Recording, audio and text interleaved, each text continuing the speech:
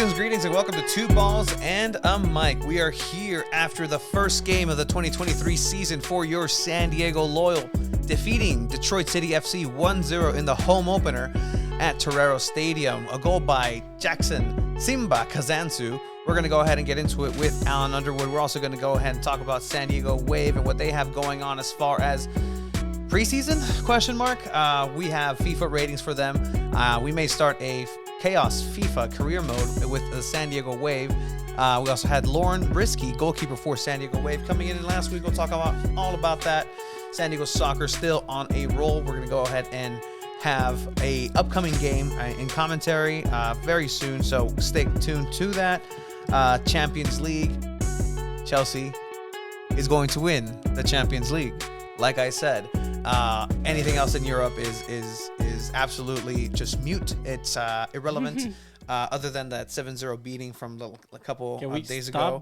I swear, someone brought it up at the Loyal game. Oh, sorry. Oh, what am I doing? Hold on. What? I'm going to bring in our good old friend, Alan Underwood. While I do that, I have a set change I need to do. Oh, set change mid-episode. Can you unmute him, though, so I can talk to my bearded friend? Thank you.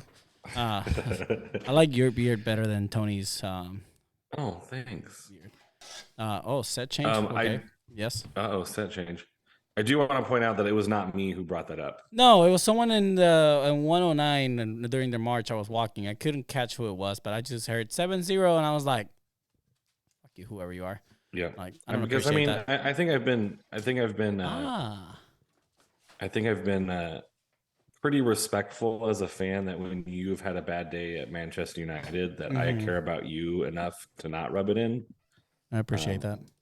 Yeah, because I mean, you know who doesn't care about me like you? He does. He doesn't. I know, like he doesn't. So like, I feel like I'm like I don't want to keep piling on. So like, I want to like. I care. I don't care when he absolutely misses the reference. So the set change. I put this on earlier. And you're like, get it. No, Simba. I don't get it. Oh, now you get it. I've been getting it. Earlier you were like, no, dude. How was your shower? My shower? Yeah. Nick Duffy saying my shower? Hope it was a good shower, Tony. How was your shower? Yeah. I think he's talking about my I don't think he experience gets it. over at Guys, Torero. he doesn't get it. I tweeted that one. Oh, you didn't see the tweet? I did not. What was the tweet? Do you know about such tweet, He Alan? knows about such tweet. You didn't tell me? I saw the tweet. How was your shower? Where is the I tweet? figured you knew. Was it from yours? You're seeing it right there. Oh, hijo de chingada madre.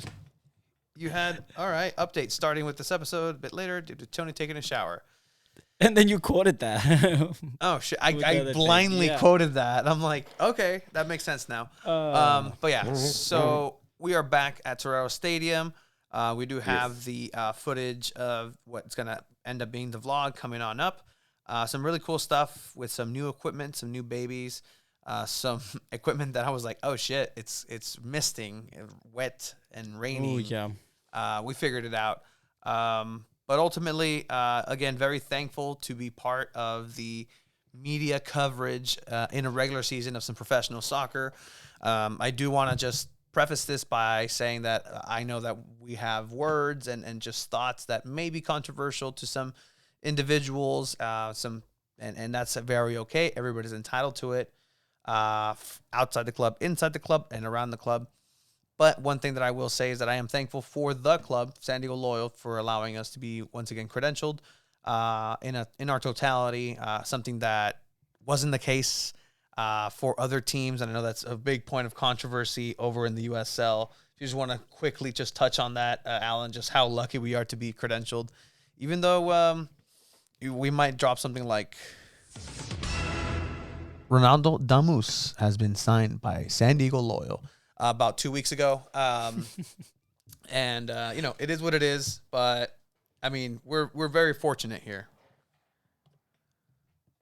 Yeah, I mean, anytime that a team is welcoming in any sense to somebody who's willing to cover and, I mean, ask some questions, to put out rumors when you hear them, I mean, it's all part of the game, right?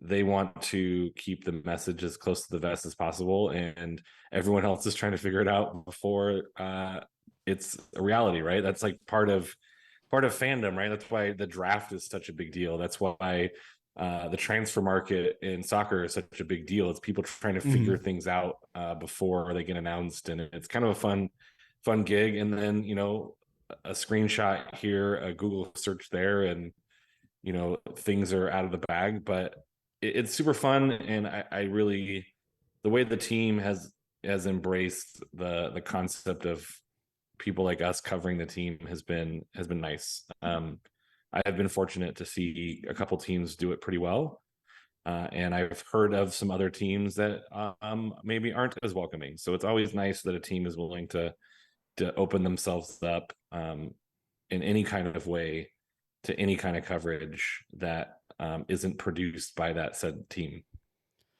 Yeah, so I mean, it's what it is, right? And we're trying to get in this. We're in this media game already, and if something comes across our desk and we're like, well, maybe we could tweet about this, we will. And at the end of the day, some people may not be happy, some people will be very happy, and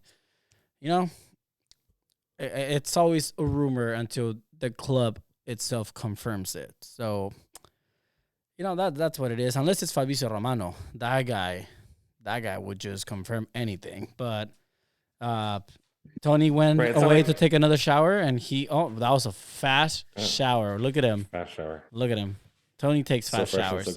So Tony's the only person I've ever met at work during their lunch break will go home and take a shower and come back. That's actually true. 100% true. Like, who wouldn't? Like, midday shower, come back feeling fresh. The second half of the day is so much shorter than the first. Now you're fresh and clean. Like, I mean, yeah. Right? I'm not crazy here. Sorry, what do I miss? No. No, we were just talking about. You're the Fabricio Romano of San Diego. Oh shit! Oh, I'm just kidding. We didn't say that. Here we go. I mean, I think the line is that you need to be responsible about making sure you're not just putting stuff out there that's not true or it doesn't have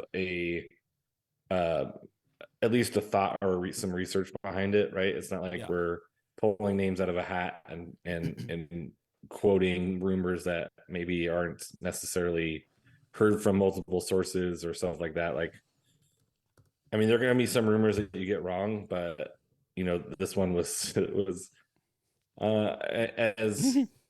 as poorly hidden as possible, and no fault of the team either, right? It wasn't like the team was doing something shady, and it wasn't like they're trying to put stuff out and then like don't tell anybody.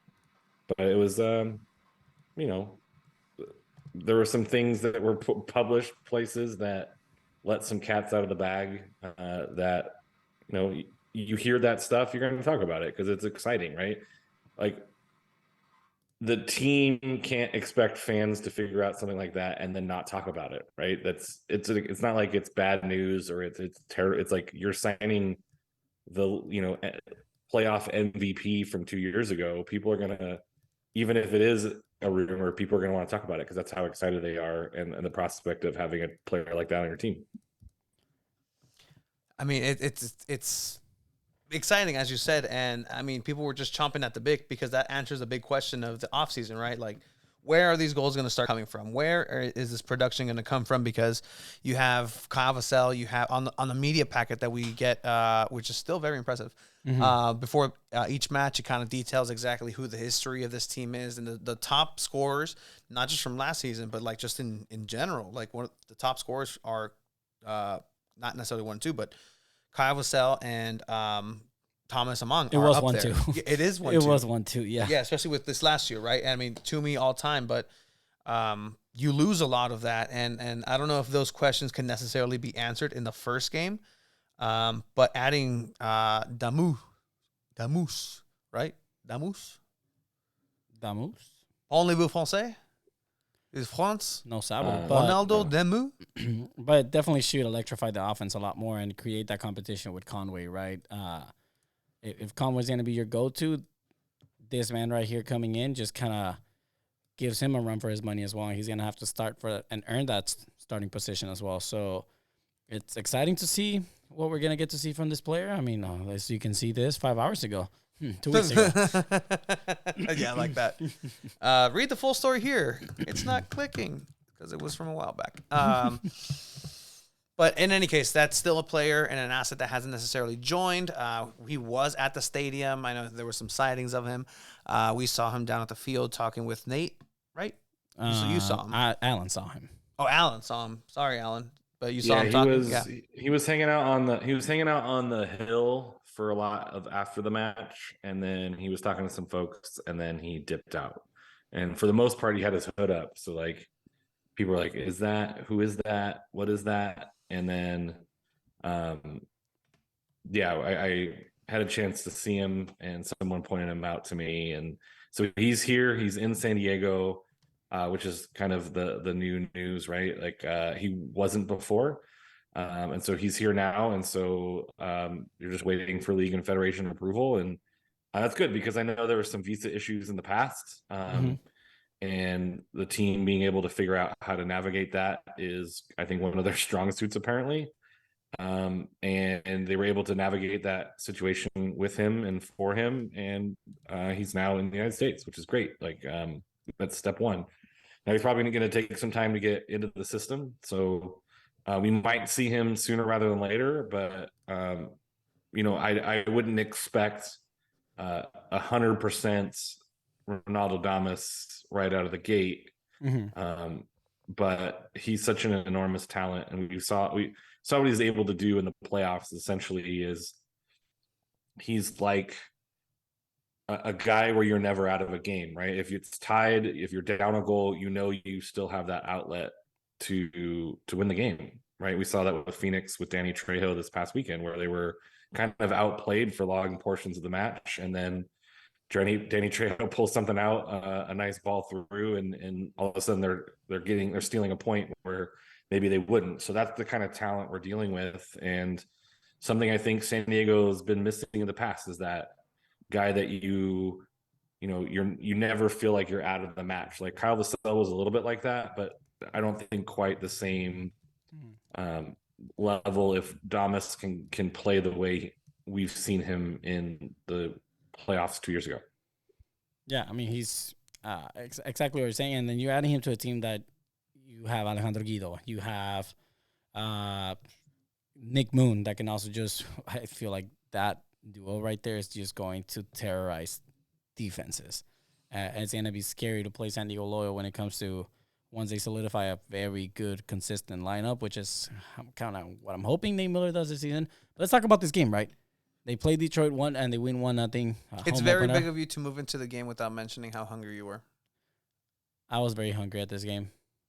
Very, very hungry. And sadly, meal vouchers were revoked for media. We would get a little $15 voucher, to because this is work, compensate for covering their team. And that got removed this season. And I was very upset because I was kind of hungry. I was looking forward to getting some food, and I wasn't going to pay out of pocket. So I was already paying out of pocket with my gas up there. So thank you for the locals who provided some fantastic pizza in the parking lot. Saw you over there. Just a quick mention of Joe Corona. Sorry, we talk about like adapting to the style, the play.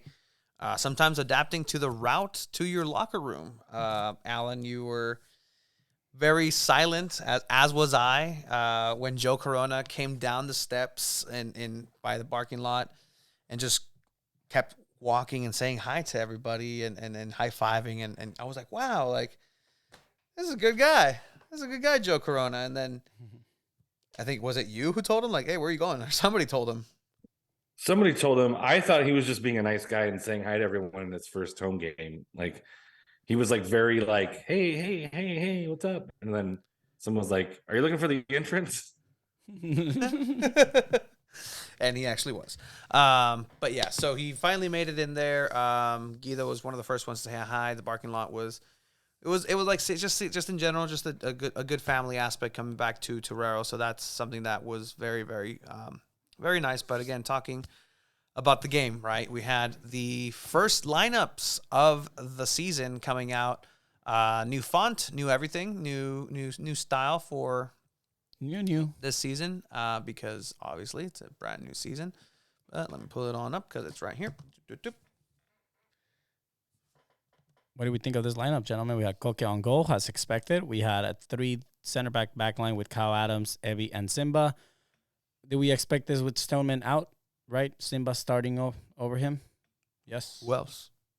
I don't think you're Yeah, going to throw Camden. Yeah. And then you had as fullbacks or wingbacks, Elijah Martin on the right side, Nick Moon on the left side. Personally, I like Nick Moon to just focus on the offense, but they have different plans, and they played on the wingback position. You had Charlie Adams with Joe Corona at center mids, and then up on top, you have Mushavani Perez and Conway as a solid 9. What do we think of this lineup, gentlemen? I thought it was still very solid, despite not having one of your best players available. And, I mean, a defender that you had since day one as well. But what did you guys think? Alan? I mean, I thought it was a pretty strong lineup, knowing that Colin Martin wasn't going to get a start. Stoneman and Guido are out. I think this is why you sign the guys you sign, to have this kind of depth that you can still put out a quality lineup when you're missing some key pieces. Obviously, Among probably would. I mean, Among wasn't going to start this match anyway if he was still on the team. So I think it was this wasn't probably the easiest starting 11 that Nate Miller was going to have to pick for quite some time, barring injury. And I thought he did a pretty good job. Like I agree, the Nick Moon playing defense isn't the most ideal. I think that role changes depending on kind of who you play. And I think with the way that Detroit plays with kind of a similar system, that like a 3-5-2-ish or whatever you want to call it, you kind of answer this way. And so he goes up and down with their wingbacks, fullback kind of deal. But I thought it was a really smart lineup. Oh, so what were you saying that formation looked like? Ours? Yes. Yeah, it's like I mean, you got a 3-back, but it's also 5-4 sometimes. It's also 5. So you'd say it's something maybe perhaps like this? Welcome to 2023. Look at boys. Alan's reaction. Welcome to how would you 2023. modify this, Alan? I mean, I think that's pretty good. Although, is that Charlie Adams with the goatee? Yes. Yes, they also move.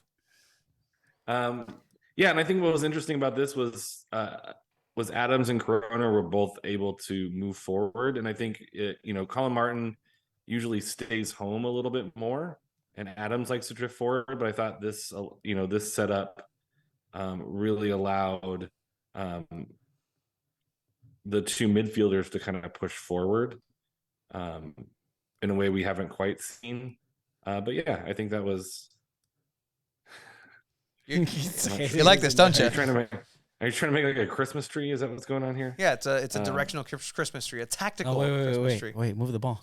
Oh, yeah. So sometimes you get the ball from Corona, and then there was a really good play where you had Corona right up over here, and then this guy kind of, Perez was pretty good here, and then Corona did some sort of move here, and then went up, boom, back heel, and I do believe it was our friend, I want to get him from the bench, Elliot Collier, boom, and then he hit it, and then went all the way to 109.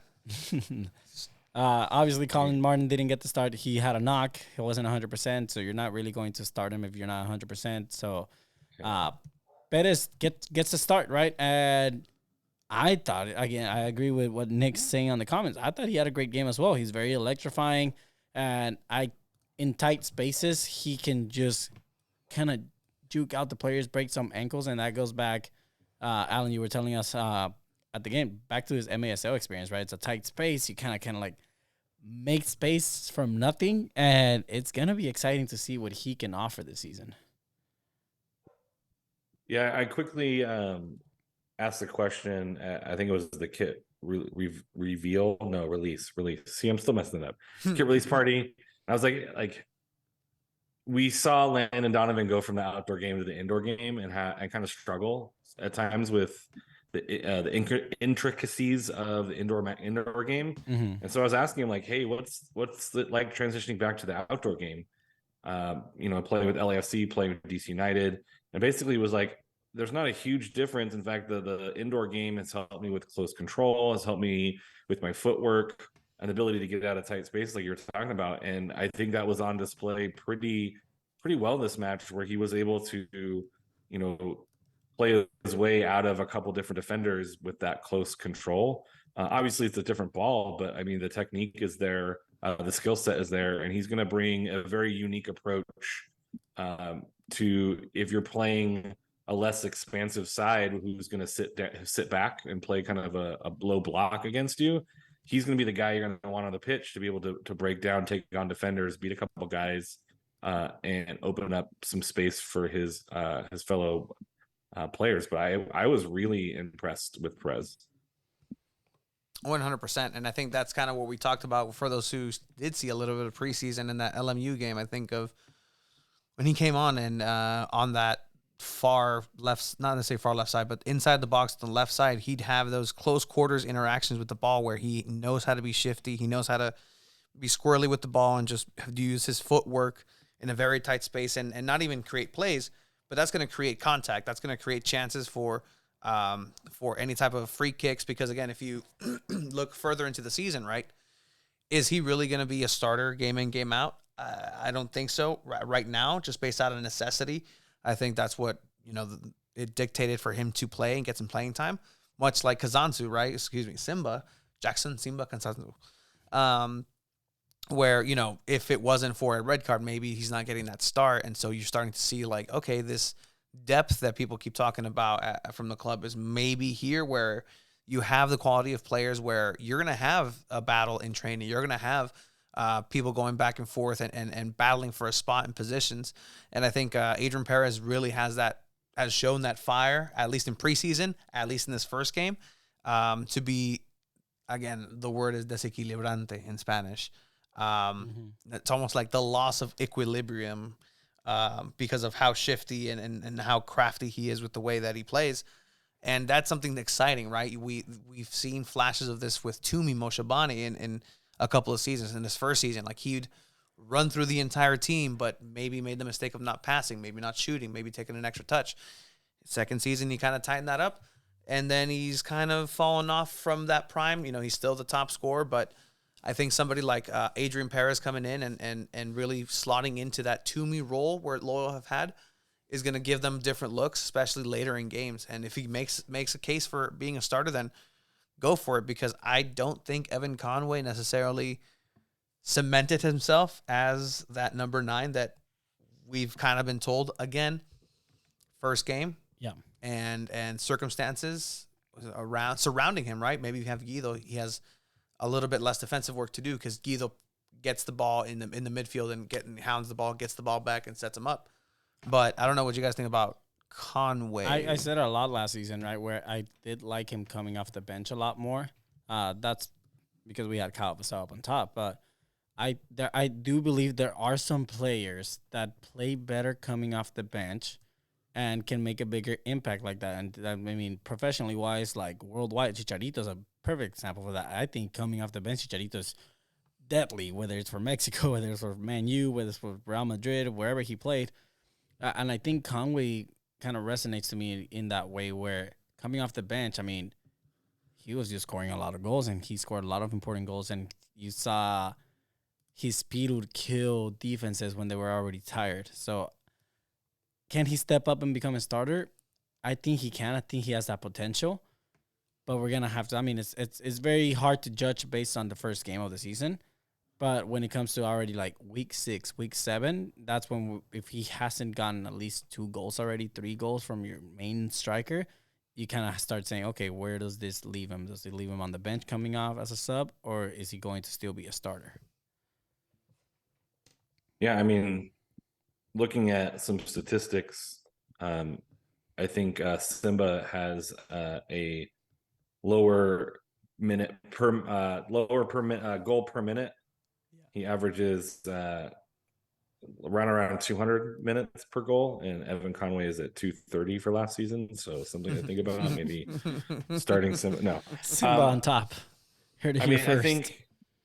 I think when we are looking at players like goal scorers, especially with with Nate Miller talking about how they were really focusing on the defending, that the offense didn't look like a well-oiled machine.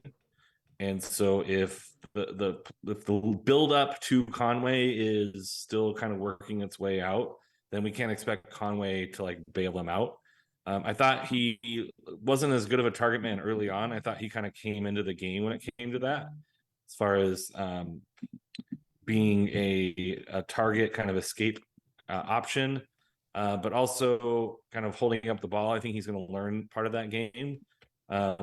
And I mean, maybe not the strongest game from Conway, or maybe not the strongest game from Toomey, but I mean, I think he's really going to have a chance to come into his own, right? This is what we wanted, and we hope for with our team, is that we develop talent.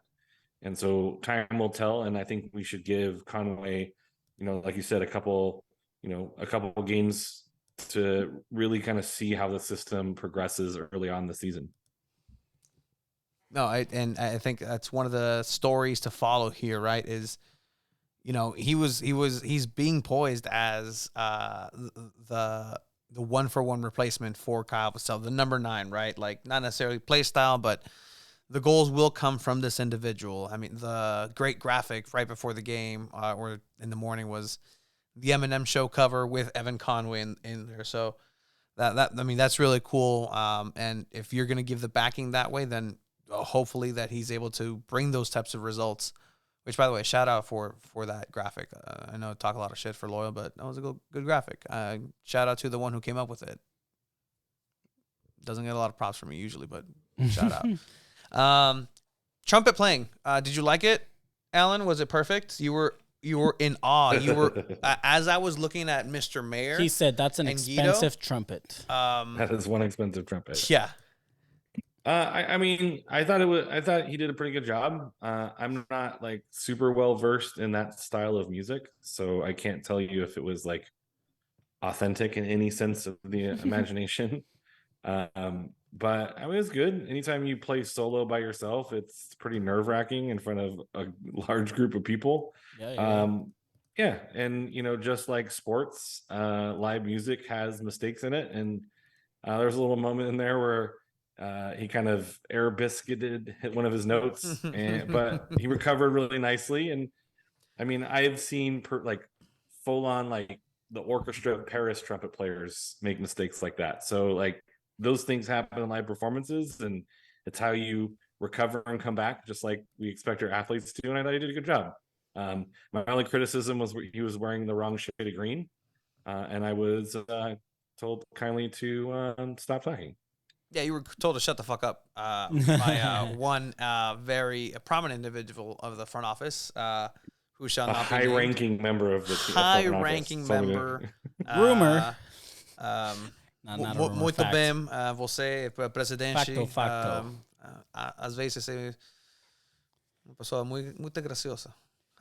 But do you guys feel like San Diego Loyal kind of, what's the message they left here? They were the highest scoring team last season.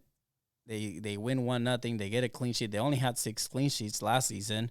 So 5 more games like that, and they do better defensively than last season already. Which can be an improvement overall, right? Whenever you do better in any area, it's like, all right, well, you got better. You still sucked, but you got better. I'm not saying that they sucked at all. One of my claims last season where they needed to get better defensively. And if they can maybe not be the highest scoring goals, but they can really, really be a strong defensive team and still score a good amount of goals, I would think that's a step in the right direction. But part of me also wants, now I want 80 goals this season, but that's not going to happen. It's not going to happen with this current setup, in this current iteration. I don't see this current team doing that. And you said it right now, right? Like the with the performance of the trumpet player, like it's the imperfections that we like. And I think like on the doc I put, like this game was like rock and roll, right? Like you don't necessarily want that to be perfect every single time. And as long as you get that job done, then go for it. And I think this is a very vintage, loyal, boring-ish performance on both sides. The game was just boring, not necessarily because of Loyal, because of Detroit.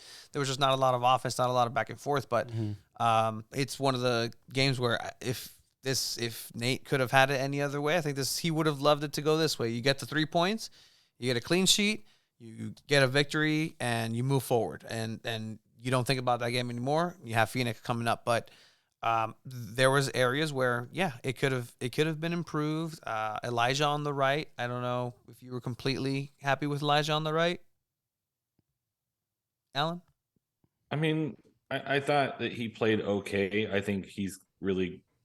I mean, it's the first game of the season. Preseason is what it is. I think he ran out toward the end of the last preseason match, so some of his crosses in, like, they were really good ideas. They just didn't come off 100%. I don't think he had a necessarily bad game, but I think he's kind of figuring out his role there.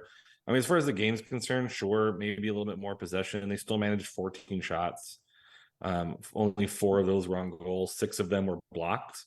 So, like, you get a few more shots through, maybe you end up with a 2-goal. And, as much as I'd like to say, the 1 goal, it was still nerve-wracking.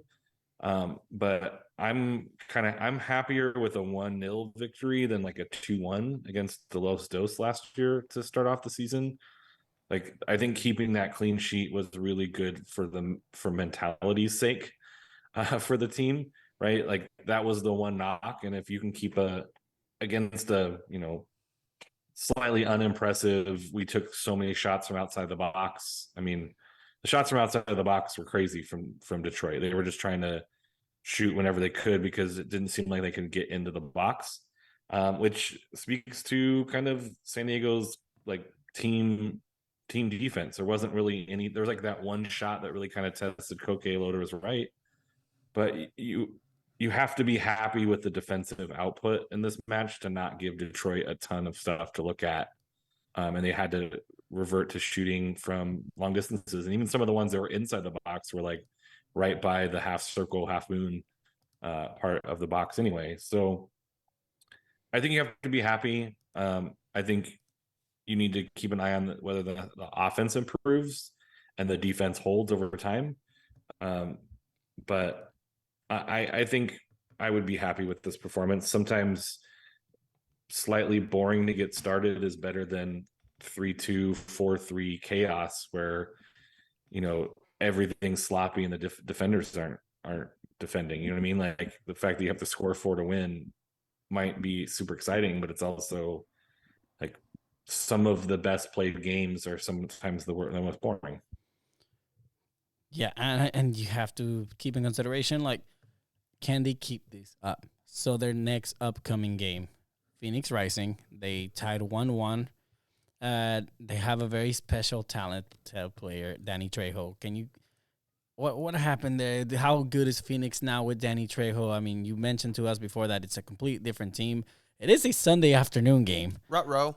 Which, with Loyal's history on Sunday afternoon games, sometimes it's not the best for them, but maybe this is a turnaround. Maybe it's different. But Danny Trejo with Phoenix, should we be a little scared about that? So they had 21 players leave and 22 players come in. I think they only have like 3 players like returning, and some of those didn't even start their first match. They looked okay against Charleston Battery. I think Charleston's probably better than they were last year. I'm actually going to say for certain they were better than last year. They still have Kevon Lambert, who is one of the big names that we should know from before. I mean, they have good players. Their goalkeeper, Rocco Rios Novo, a young kid, he's 20, has some national team experience. So there's players on that team. They just didn't look super convincing against Charleston.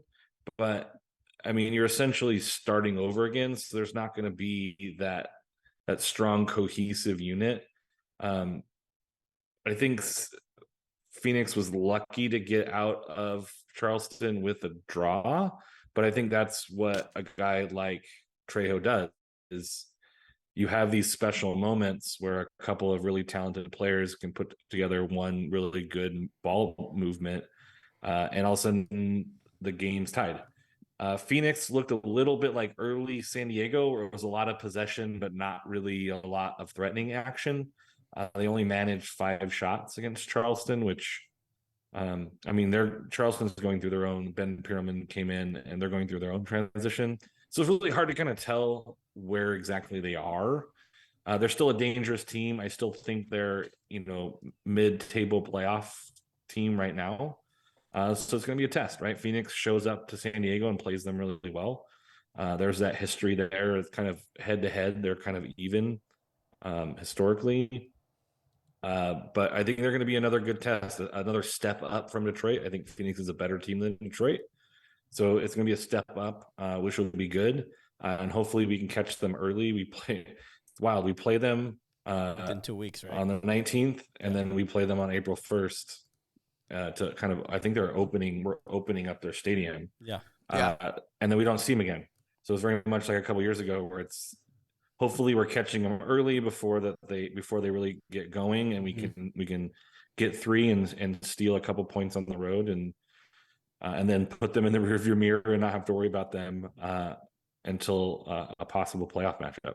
And it's your first really Western Conference matchup of the season, and these games probably matter a lot more than playing a team like Detroit from the Eastern Conference, right? So it's going to be, I think it's a key game. I think if anything, it's going to be a little more important than Detroit as well. Tony, I don't know what else you want to add on this next fixture. It's going to be I don't think it's been as spicy as it, originally was, where obviously you had some real life implications for some real stuff happening with these two teams. But I don't know. I think there's that distance between it's here and then now it's gone. Like it's the building of the tension. Just I don't think is necessarily there, at least for this point. How that's going to translate as far as the game goes, I'm not really sure. There are still some players again from Team 1 here, and there's again a lot of turnaround over for Phoenix. So overall, I think that this is going to be a better test to see exactly what this team is. And Nate was saying, especially in the post-match conference, if we won today, I'm happy because we have a team that doesn't have Stoneman, a team that doesn't have Guido, a team that doesn't have its ideal, essentially, 11 out there. And so if that's what we're going to see upcoming here with Phoenix, then I welcome it, and I want to see what this full power, full strength San Diego Loyal team is. Is Joe Corona going to be in the starting 11 for that one? I don't know. Let's talk a little bit about Corona, Alan. Did you like his performance? Is it for me? I'll be honest. It was a performance where it's a center mid performance, double sketch performance. Like he was there, he had flashes, high praise from Nate, saying he looked like an 18-year-old. But did you see anything other than that out there, Alan? I like the way that you can tell that he understands what's going on in the game. Smart player. Was really creative at moments as well. Had a really nice back heel moment. I think he's going to have some sparks of brilliance. I think that maybe there's some moments where maybe he has to rotate, because I'm not sure he's going to play 34 games plus Open Cup. Yeah. But I think it's a nice piece, again, depending on your opponent, to really throw some different looks at them over the course of the game. I know Chiva talks about creating different systems to play regular season, postseason. I think with a guy like Joe Corona, you're able to do that in the course of a game, which we haven't really seen from Nate Miller and Loyal, right? This ability to mix up the style of play in the middle of a game.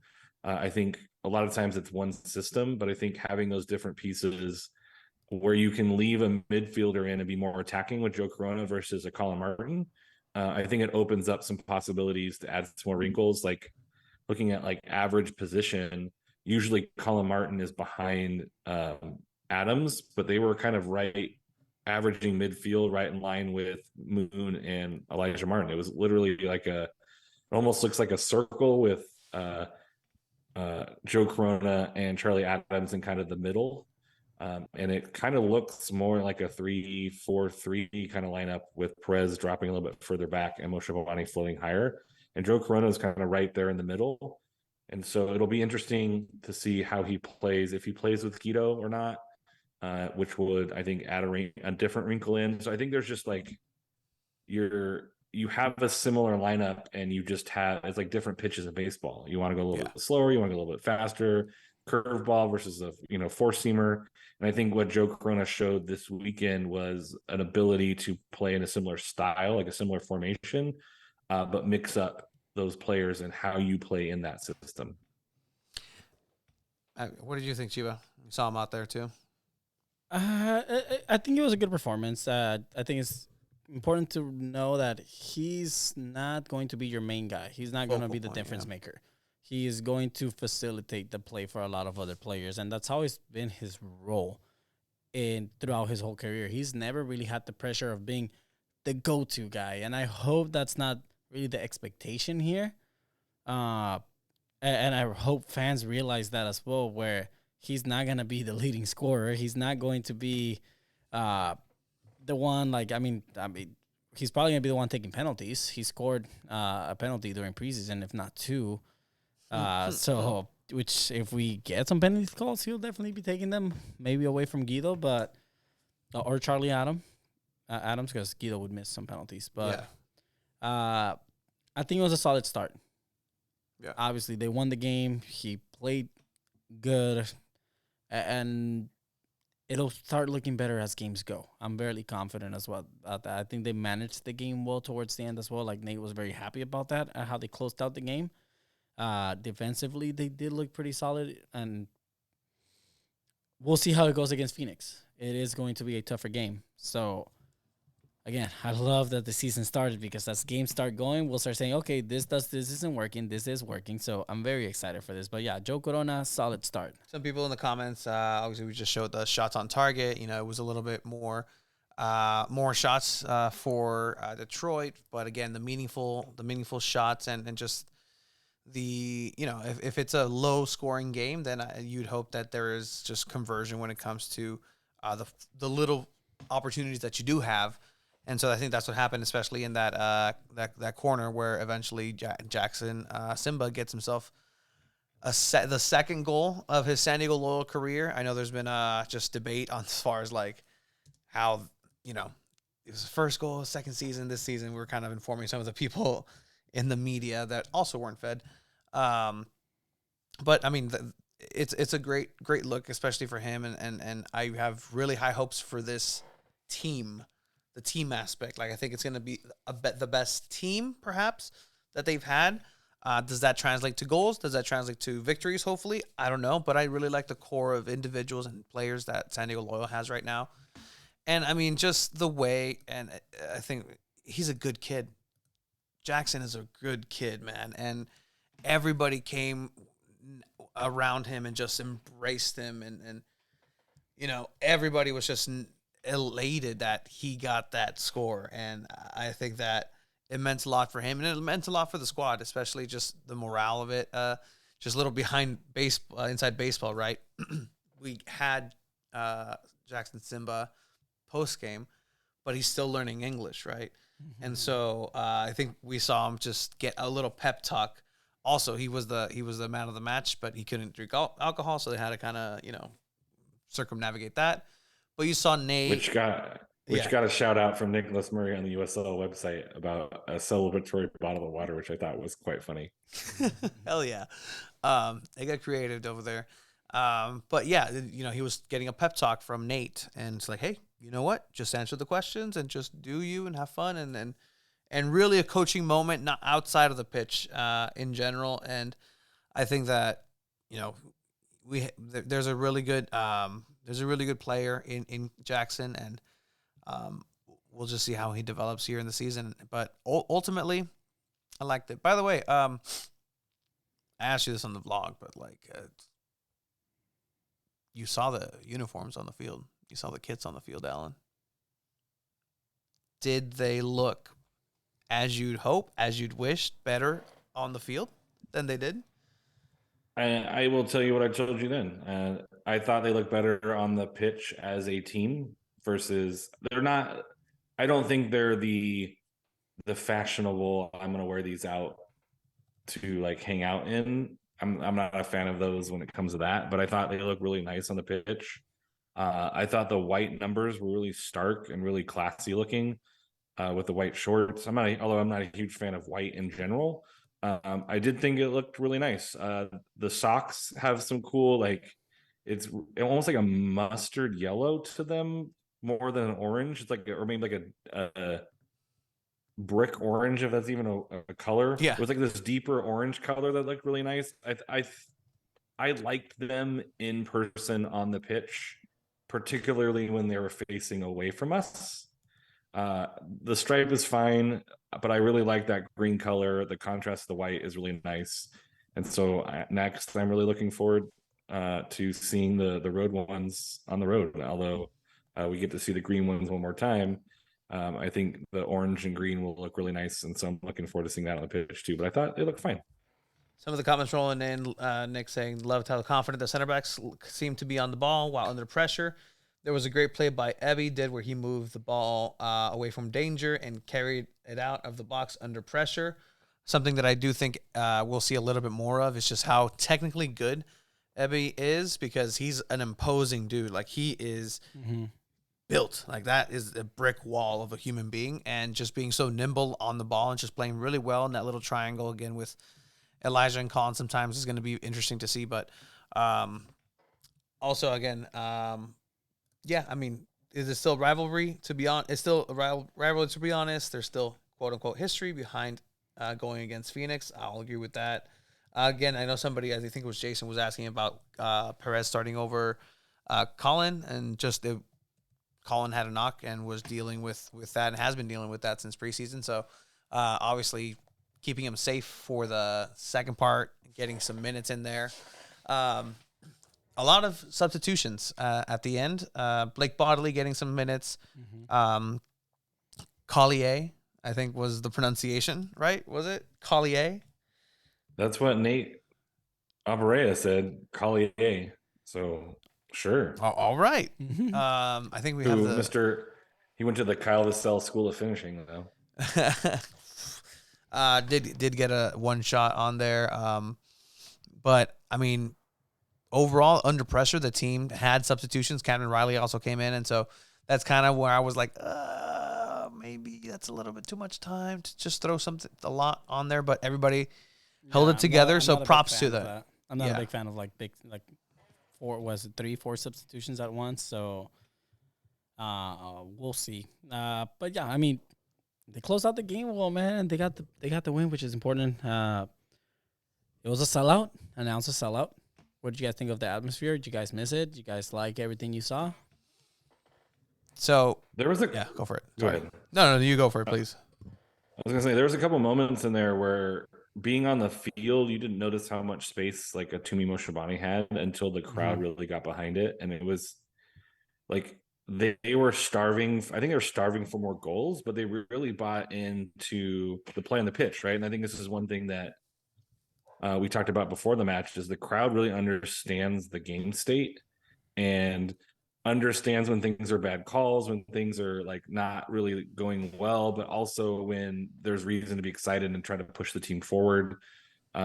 They're invested in the game, and there were some moments there where it was like really cool atmosphere of the crowd, like really trying to push the team along. And I thought it was a really good crowd. I mean, there's more people in more seats than I think I've seen in quite some time. I'll agree with that. Officially, I mean, take this up with the league. I know fucking office isn't happy with the league to begin with, but they have it at 5,671. Is that a sellout? I don't know, but take it up with the league. Either way, the people who were there, I think that's the core. That's that family that we're talking about, with some extra acquaintances added in there. But it was a really good. It was a really good night overall. Congratulations to all the work that goes into, the first game and putting it all together. And this is where it starts. This is how it goes. Like, it's not going to stop, guys. It is not going to stop, because you got Wednesday games, away games, home games, back to back games in the summer. Like, it's just, it's going to come. And I hope everybody is ready and paces themselves and just takes care of themselves, because it can be tough sometimes. But I mean, overall else in the USL, right? You had Oakland Roots, who eliminated San Diego Loyal last year, going up against San Antonio. Look at Alan. I was like, what? We're going to talk about this? I saw a really strong San Antonio team who has a couple of players missing. There's a player on there called Batista that scored Bautista, who scored a bicycle kick in the middle of 3 dudes. So also saw some a very unfortunate own goal in that match. But overall, just what did you see elsewhere in the Western Conference? Is there somebody that's coming up? Chase Boone is carrying a lot of the offense happening over at Monterey. See, we're doing our research, Alan. I'm proud of you. I mean, Monterey is, I think, one of the teams that people maybe in the end of the season have discounted. Now they played a not great Hartford team, but I Shout like out Beverly what Macangila. I liked what Monterey's done this season. Las Vegas looked stronger than I think most people were thinking. They have some nice pieces, not named, although the guy on the broadcast said Carleton, and I giggled every time. Curlington? Carleton, yeah, Carleton. Hell yeah. I mean, Las Vegas looked better than I think a lot of people were thinking. Colorado and New Mexico have yet to play. El Paso was meh. San Antonio is no joke. Although one of the guy who scored 2 of the goals is only on the team for like a 25-day contract. But again, like they didn't need to score. I mean, they didn't need to score 3. They could have gotten away with 2. I didn't catch the Sacramento game because it really wasn't that interesting as far as the rest of the matchups go. So I'll check out that one later. RGV Las Vegas was fine. Phoenix again did not look as cohesive and good as I thought they could be. So they might go on a late season run. And then Orange County played a really good Louisville team. Louisville team. So that one's hard to tell exactly where Orange County is going to be because Louisville is like just stacked this year. Very interesting stuff. I mean, Orange County couldn't have Among in the first game, so we'll see what impact he has for OC in the coming weeks. But is there anything else you guys want to add? They get Tampa Bay next, by the way. Oh shit. Oof. That's another team that's kind of up there. It's not a joke, right? Even what was it? There was another team. That was another thing. That's like, this is not a joke. Like these players are really good. It'll come to me later, but either way, USL has kicked off. It is here. San Diego has soccer again. Mm-hmm. One thing you really missed, Alan? Something that, you're like, I'm just glad this is back. Lemonade is great. Check out the Big Squeeze Lemonade. Say 2 balls and a mic. You might get included in the secret menu. Ooh. There is a secret menu actually for lemonade, so you might want to check that out. Just another kind of just side thing, just behind the scenes is obviously good conversation that was photographed by photographers, obviously, of Mayor, the Honorable Mayor Todd Gloria. We're so excited for that. Guido, hey, look, man, I like so government in a way. Like I like the institution, the idea. That's Mr. Mayor to you, sir. Freaking Mayor. Got myself a picture with that couple there. We had Landon. So did you see what I posted? When I know you saw him, but just Landon, how he's enjoying. He was standing on the brick. That's good. Wall, he's a little chaparrito, overlooking the field. Very much like if you ever see like a hawk on a perch, like a light post, where they're just like perched up, just taking it all in. It's like he wants to be involved, but he's also, I think, talking to him. But when he first got around, it was like, I'm going to surround myself with smart people and let them do their job. I think there's still some of that in there, but it's also hard to change positions into a new job where you're not actively involved in the game day. And I know he probably misses it a little bit, but he's also invested in a lot of these guys' success, right? Like he clearly cares about the players. You know, some of the Detroit guys stopped by and picked his brain and said hi to him. So like, he's still Landon Donovan. Yeah. And you can tell he just wanted to get out there, like somehow get involved. Like he brought coffee for people when he arrived. He had 4 big cups of black coffee just on deck. Very, very much like soccer dad vibes, like very soccer dad vibes. And, you know, is he taking care of Nate? Is he his right-hand man? Like, hey, let me just be here. Before the match, like, a couple of the loyal front office was like, hey, have you guys seen Landon? Like, we're kind of sort of, where's Landon situation? Like, I don't know. Someone walked that way. Didn't see him come back. So, really interesting just seeing everybody out there once again. And hopefully everybody is going to be out there once again. And it's a long season. So, I really hope, I really hope San Diego gets the championship. I don't care if it's here. I don't care if it's Wave. I don't care if it's San Diego Padres. Somewhere this city needs a championship. So hopefully this is where we're trending. First game in. There's a lot left on the bone here. So please, if you have any comments or anything, just interact with it. Interact with us. Interact with Alan at A_Underwood48 on the Twitter machines. I don't have the graphic. On Twitter machines. I don't have the graphic. Yeah. Sorry. Alan, any final thoughts for this match? No, I'm excited to. It was really nice to be back with the soccer fam and see a lot of the folks and see you guys in person. And yeah, it was nice to be back, and we're gonna get to do it on a nice Sunday afternoon. And hopefully, it's early enough in the year that it's not hot and dry, and the grass is still nice. New grass, by the way, like in some sections, like especially in that corner section on either end. There's some. That's why Simba scored. True. That is true. That's nice little padding there. But in any case, Alan, thank you for being this lighthouse to speaking of USL for us and this community. I think everybody really appreciates your work and what you do, and representing San Diego on the USL show, which moved, right? Dates? No, Orange and Black moved. Oh, Orange and Black. Is still, yes. They're going to be tomorrow at 6. Nice. Check them out. But yeah, thank you, Alan. You're the best. Yeah. Get some rest.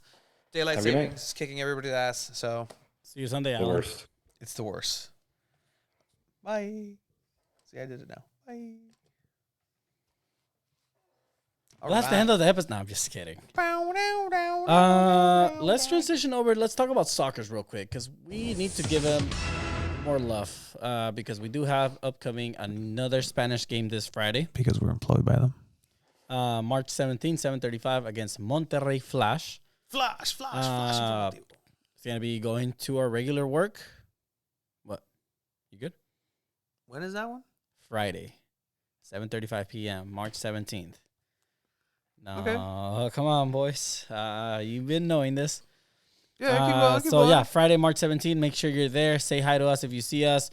Right now, San Diego Sockers are the only team in the MASL to have clinched playoffs already. They have 6 games in the season left, including this Friday's. And we have 2 more Spanish commentary games, including playoffs. So we are going to do Spanish commentary during playoffs because they've clinched that already. They're top of the Western Conference right now, sitting with 18 games played, 16 wins, 2 losses, 46 points. And it's going to be a great season. We won a ring. We're going to get one. Stop trying to jinx this team. By the way, Rey Mysterio. Shit. Rey Mysterio, talking about Sports Arena. Rey Mysterio made into WWE Hall of Fame, San Diego. Booyaka 619, which is actually my favorite thing that 109 has done. I don't know who it was. I don't know how it came about. But the Booyaka 619 chant, excellent. Magnifique. Love that for you. Magnifique. Love that. High praise from Tony Sanchez. Yeah, 100%. But I mean, this San Diego Sockers team has been on a tear lately. It's not really a different thing. I think you mentioned the only difference this team has had is us this season. Hey, shut up! don't say it that way. But yeah, so it's Friday, March 17. Be there. If you can't make it, watch it on Twitch or on Canela with us in Spanish. Maybe if they remember us, remember that they exist. If not in the MASL3 channel, but we'll be somewhere for sure. We'll be somewhere. Spanish commentary. It's been a great, experience so far. So we already had our worst game. So come see us have our not worst game and our best game. Was probably Kevin. Shout out Kevin, Presidente Kevin. Good job. You know what? Mil respetos. Good job. But one thing I will say is that we do have a little bit of a thing for Kevin over at Deft and part of the vlog that is dropping for that. So shout out to them. San Diego Soccer's excellent. The best team in San Diego soccer-wise. They've proved it. They have the track record. Yeah. But yeah. Check out Soccer's Overtime tomorrow at 5 p.m. on Twitch at twitch.tv/San Diego Soccer with Jerry Jimenez and Craig Elston. And I mean, wave coverage. If we were giving more stuff, we'd be able to talk about it more during preseason. But it has been pretty non-existent as well so far. They are doing some pretty cool things. Finally, in the South Bay community, they're going to be at M Cakes on 3rd Avenue, I believe, March 15th. So check that out. They posted that as well. That's Jerry Jimenez putting in work for the South Bay to San Diego Wave to come down here and represent, which is something that I've personally thought they could do better. Mm-hmm. So that's exciting to see. They do have their last preseason match coming up as well. We had this great picture, which is great. Honestly, yeah, they absolutely ratioed San Diego Loyal, but yeah, no, it's great. 100%. Like, this is what you want to see, right? We talk about it like, more of this, right? Like, and I hope, right, they do it the other way, and then Wave retweets it. So this is exactly what we're talking about. More collaboration like this. Speaking of, obviously, in the middle right there, you have Lauren Brisky, San Diego Wave goalkeeper. She came over from the 2023 draft, the draft pick number 33. We had her on, and we had a great conversation with her. So go ahead and, if you have not, please check that one out. Check it out. She's a really cool person, and goalkeeper on goalkeeper conversation with us is always great. That was the first picture I had it and updated on here, but either way, that was really cool. Get to know the players, right? Like, if more people like this and watch it and interact with it, guess what, guys? Then we could turn around to the club and be like, hey, you liked it? They liked it. The player loved it, which she did. The person who was on the Zoom working for the club liked it because they had never really seen, I think, our stuff, and we're like, oh wow, like this is a real show. Like, yes, it is. Get us Alex then Morgan. Let them know. Get us Casey's Tony.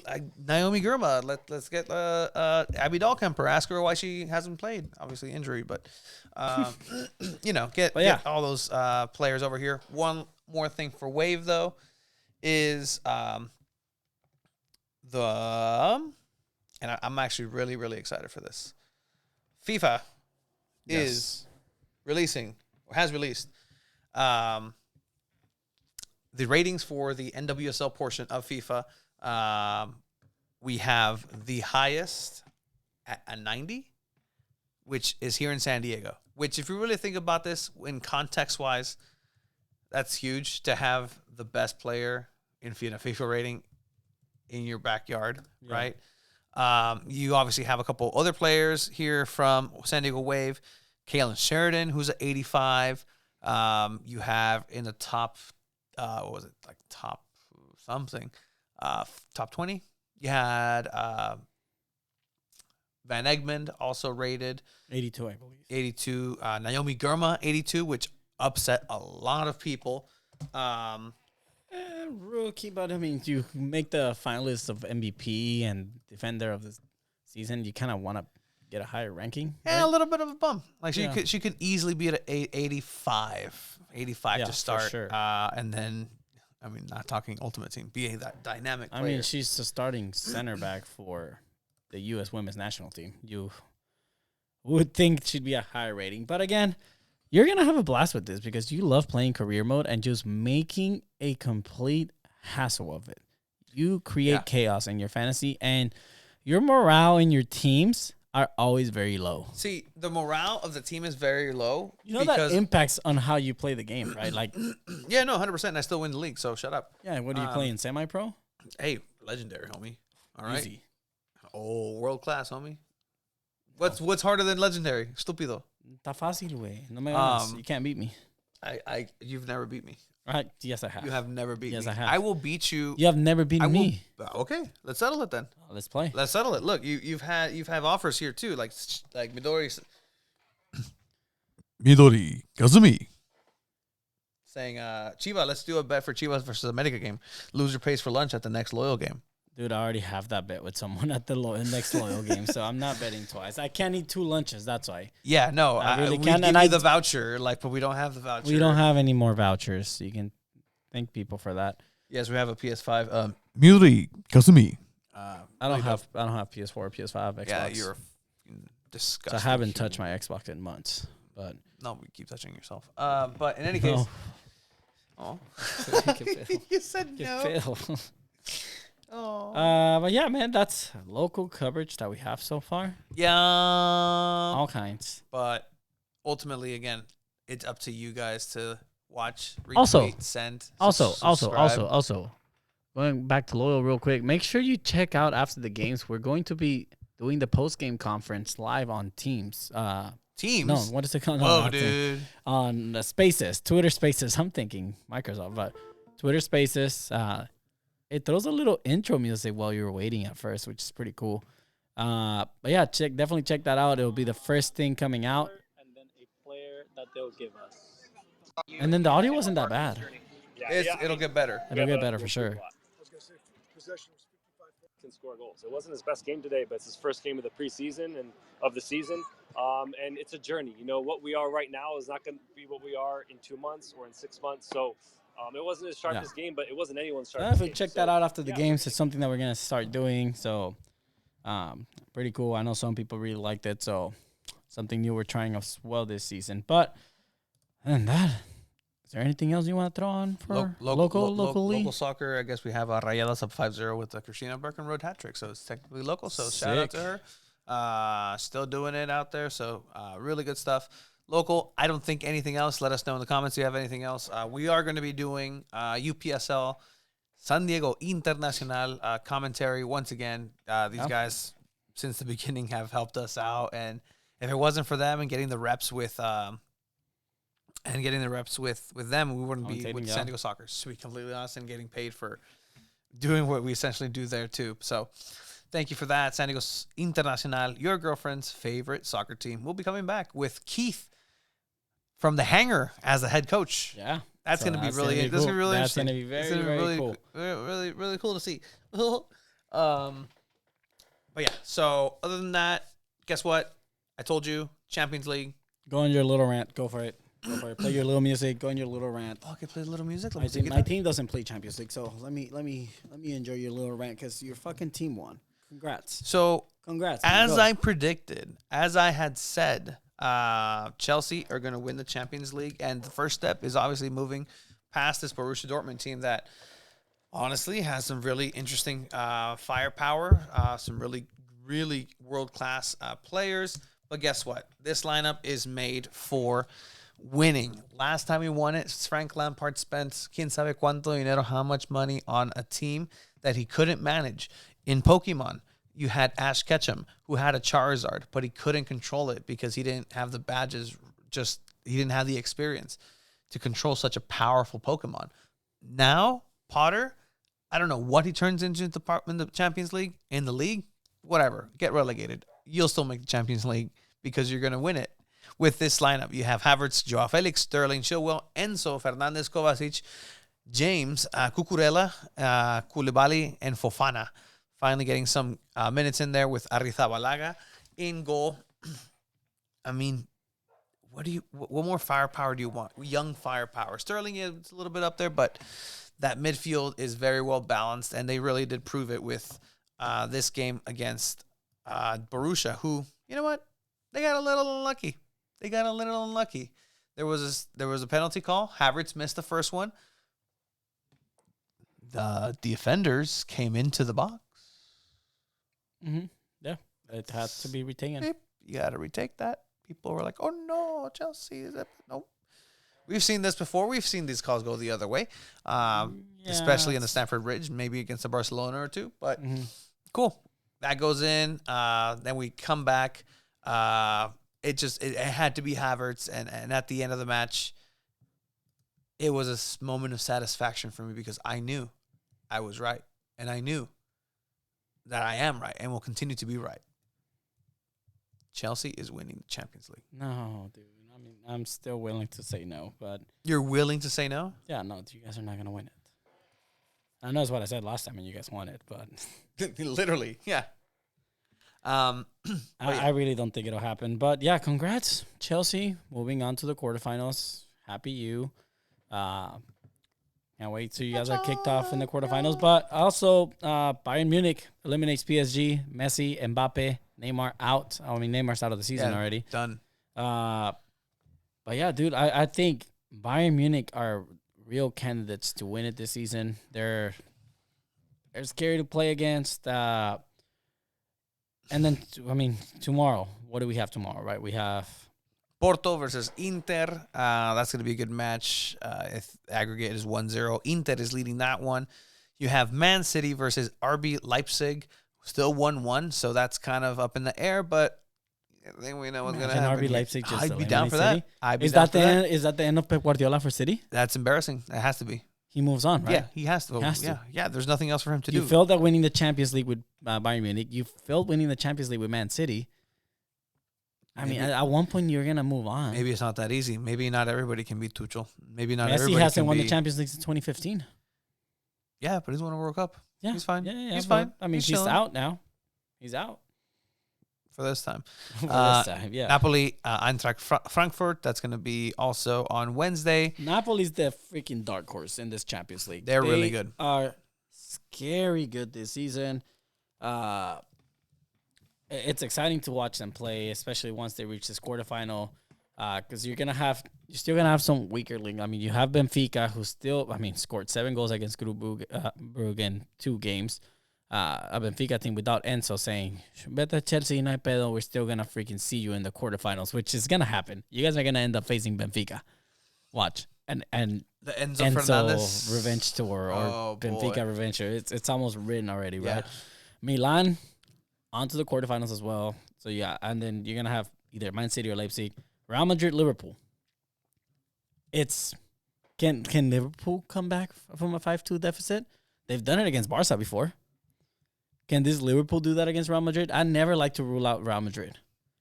But what do you think?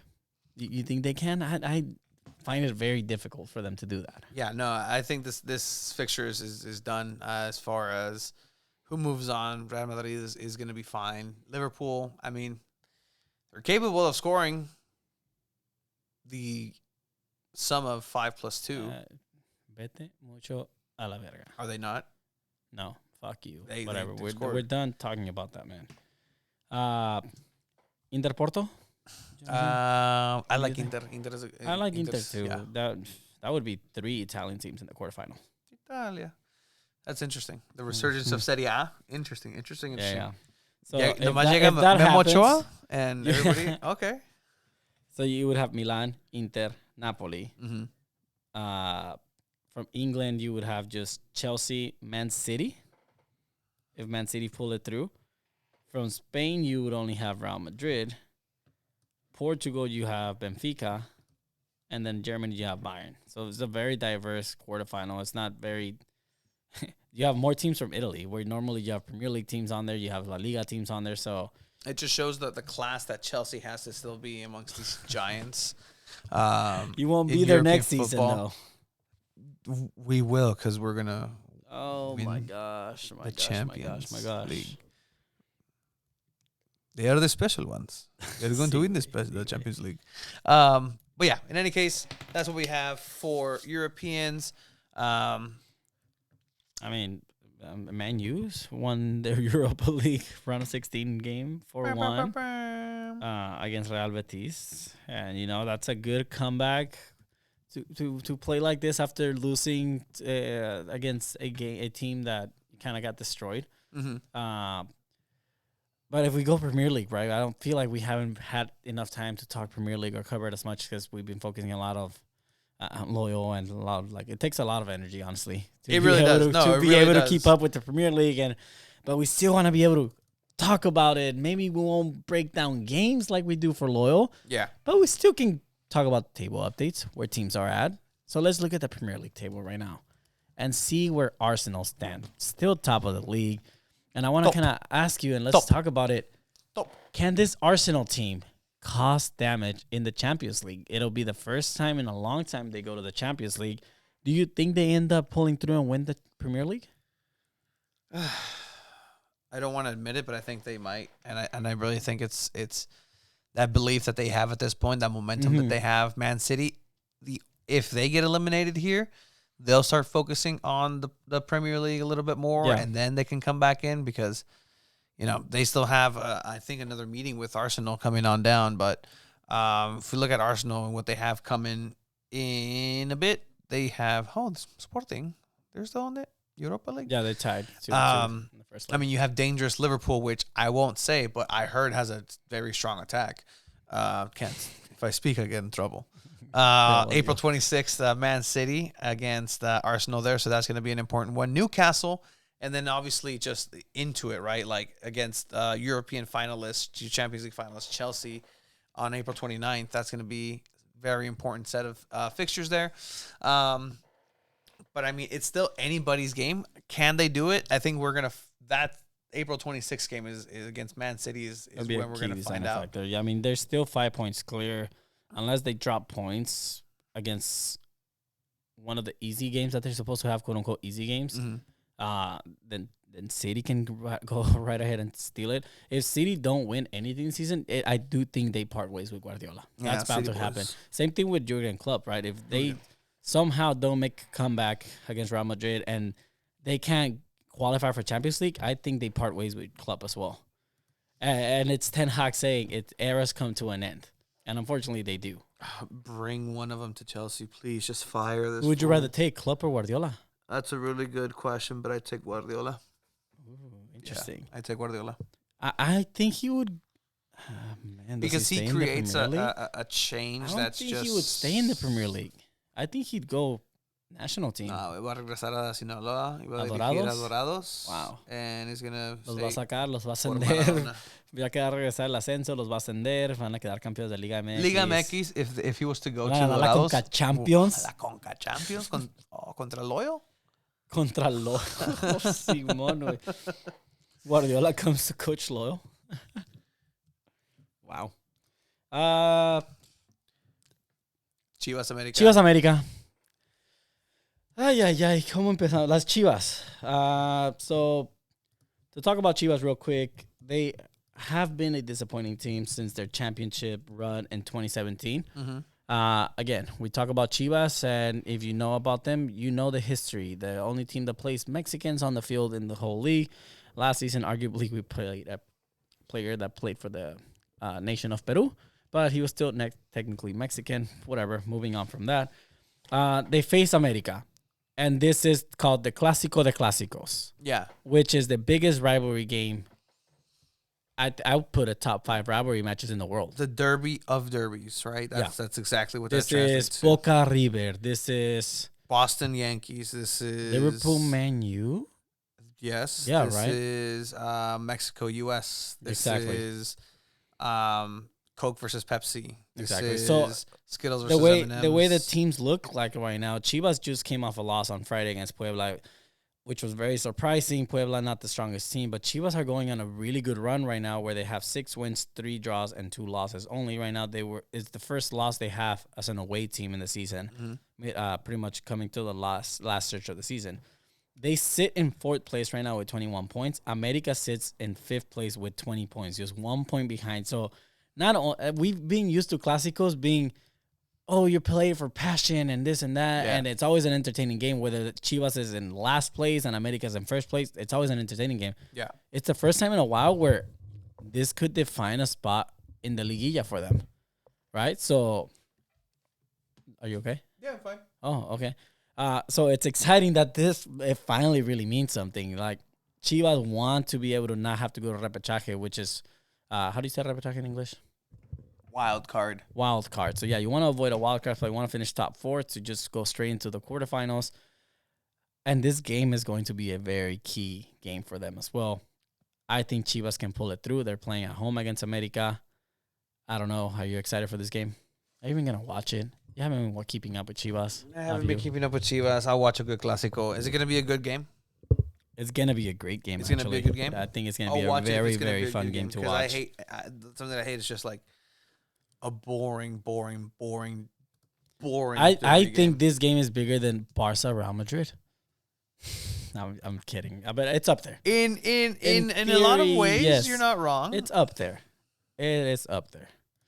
But yeah, Chivas takes it. I think Chivas take it. I already have a couple bets. What do you have bet online? I have a bet with Bonnie, the voice of the Spanish San Diego Loyal. Ended up betting. He's an America fan, and since we're no longer getting our meal vouchers at the games, I told him, well, let's bet the meal voucher. $15 bets. You'll get to buy lunch at the game on Sunday. If you win, I'll get to buy lunch.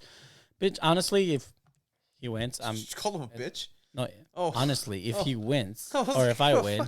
No, tranquilo, viejo. I will buy the lemonade round for you, me, and Alan on Sunday. Oh, there you go. Not like he charges us.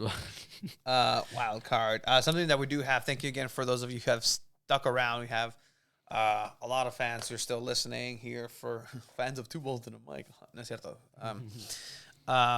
But one thing that we did want to introduce is we have a new... Oh, hey, Alan. What? Fuck. Alan, ¿qué estás haciendo? What's going on? That's not on my end. Well, it's fine. So one thing we do want to kind of highlight is we do have, obviously, buen compa, Miguelito, who has done some rehab work. He has been out there in the community. Unlike a player that was across from me last season, actually got down and did the work and Say his name. and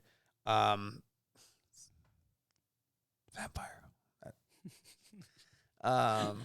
So he did the work. He's rehired. So shout out to you, Miguelito. Sometimes we believe in second chances here. With that, we have Miguel on assignment, and so obviously with San Diego Loyal coming in, decided to let him go ahead and have his own voice in the form of a writing. So we tasked him with going on ChatGPT and asking ChatGPT to write up an article. And the question is, can you write an article about San Diego Loyal soccer team defeating Detroit City in a home opener?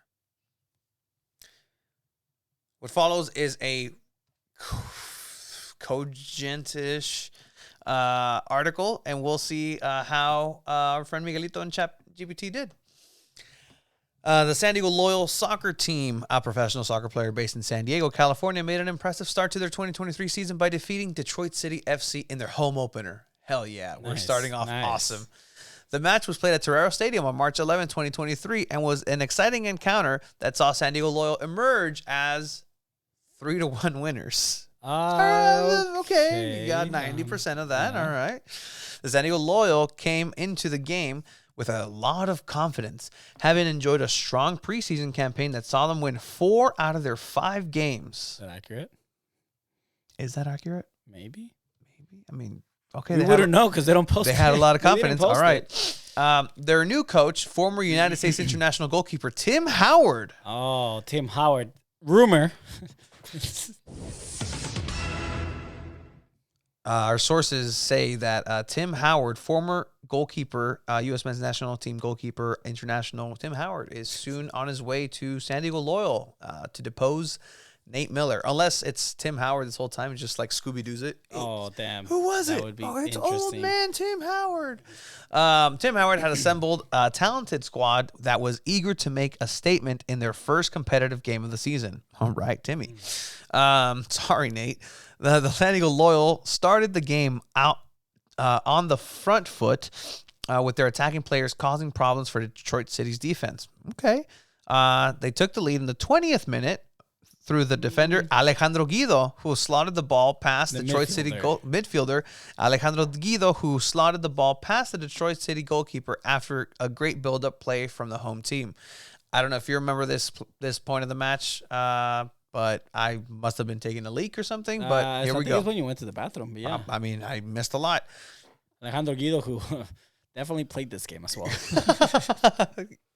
All right. We didn't pay you. He's coming back. He's coming. All right, It's his first game back after a while. after Detroit getting City fired. responded strongly and put a San Diego Loyal defense under pressure, but the home team held firm to go into the first half break with a 1-0 lead. That is accurate. Accurate. Yep, 100% that is- true. Yes. 100% Yes. true. All Wow, right. Miguelito, good shit.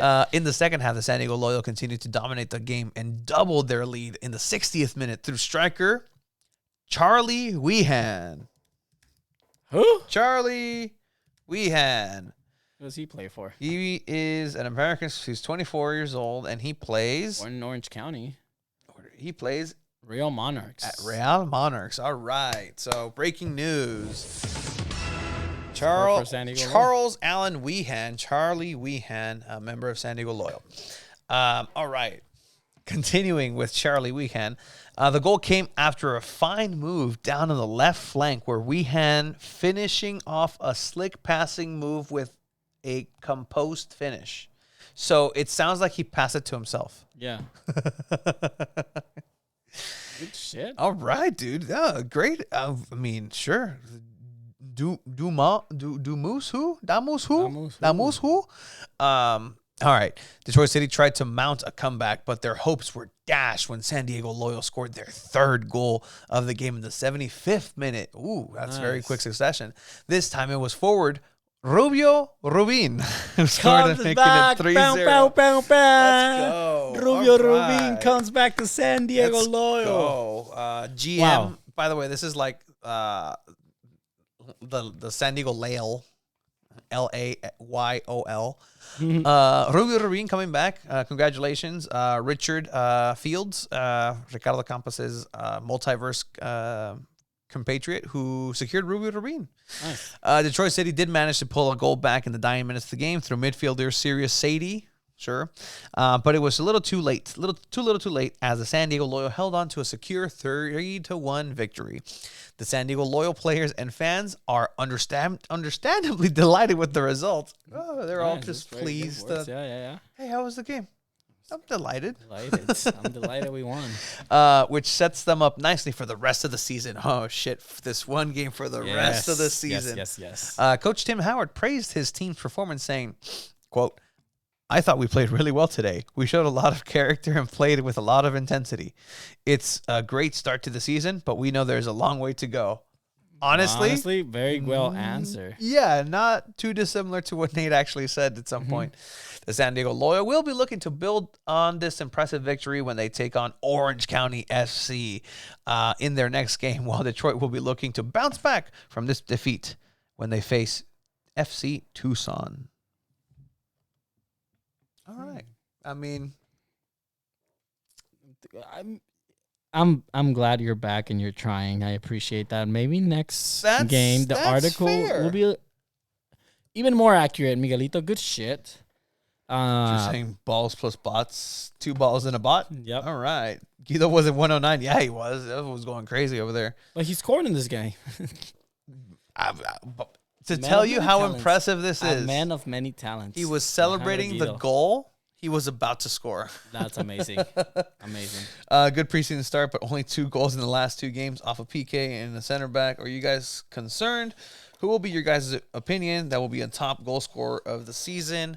I mean, You can rewind back to the first start of it's. I mean, episode. yeah, it's fine. But 2 goals last PKs. Are you guys concerned? I mean, I'm a Chelsea fan. Like, I can say I'm concerned, but then I'll be hypocritical when I'm like, hey, well, goals have to come from other places other than strikers sometimes. I guess we'll see what that moves does when he comes back. But he could be. Comes in, yes. Yeah. Yes, 100%. So, with that said, I'd like to thank everybody who's made the time. Yes. When are you guys dropping the home opener video? It'll be dropping soon. Very, very soon. Al último, hasta abajo. Oh, Yeah. Midori, Kazumi. it'll be dropping very, very soon. What I just said. Uh, But thank you guys for watching this episode, listening. Appreciate we you give guys' support. yeah, I think we give it a preview. Oh, preview?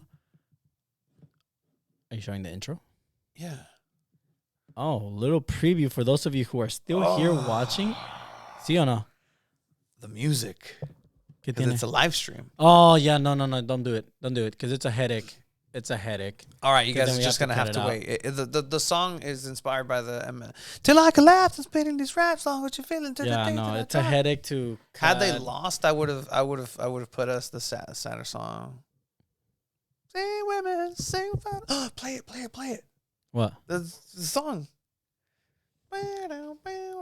Oh, you should have done Stan if they lost.